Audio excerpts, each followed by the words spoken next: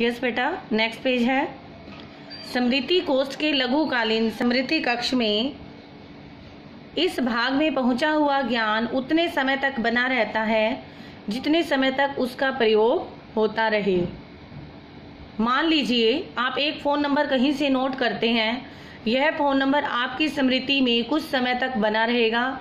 यदि आप इस नंबर को बार बार डायल करेंगे तो यह दीर्घकालीन स्मृति कक्ष में जाकर अंकित मतलब छप जाना, अन्यथा 20-30 सेकंड में यह नंबर आपके स्मृति पटल से गायब हो जाएगा। तो बेटा अब हमने स्मृति कोष्ठ के लघुकालीन स्मृति कक्ष के बारे में पढ़ा था, अब हम दीर्घकालीन स्मृति कक्ष के बारे में पढ़ेंगे। स्मृति कोष्ठ के दीर्घकालीन स्मृति कक्ष में असीमित ज्ञान का भंडार होता है, मतलब कोई सीमा नहीं है उस ज्ञान की, जिसका कुछ अंश तो जीवन भर की संपत्ति बन जाता है।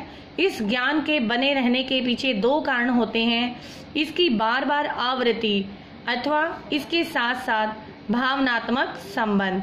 उदाहरण स्वरूप यदि किसी व्यक्ति को अचानक मिलने के पश्चात बार बार उससे भेंट होती रहे तो उसकी स्मृति मस्तिष्क में पहली नज़र में ही अंकित हो जाती है।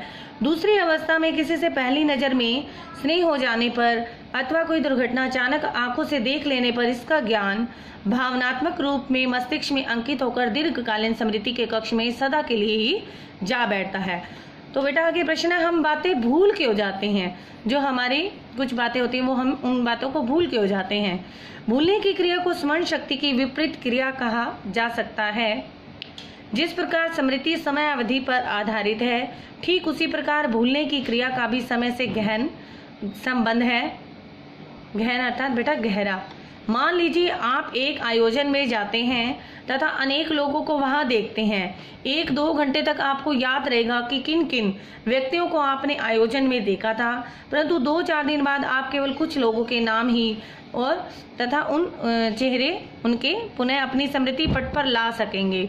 भूलने की क्रिया का विश्लेषण भी वैज्ञानिकों द्वारा ठीक प्रकार से नहीं हो पाया है, तथापि उन्होंने कुछ तथ्यों की खोज की है जो भूलने की क्रिया के लिए उत्तरदायी हैं। ये तथ्य हैं हस्तक्षेप, पुनः स्मरण में अक्षमता, अभिप्रेरित विस्मृति तथा रचनात्मक प्रक्रम। हस्तक्षेप क्या होता है? हस्तक्षेप से भाव है कि पुराने स्मरण किए हुए तथ्य, जो हमने पुराने याद किए हुए जो हमारे तथ्य होते हैं, जिस ज्ञान को हमने जिन बातों को याद किया है, पुराने ज्ञान को, नए तथ्यों को स्मृति में बैठाने के मार्ग में बाधा बन जाते हैं। जो नए तथ्य हम याद करते हैं और उन्हें स्मृति में बैठाने के लिए जो उस मार्ग में बाधा बनते हैं वो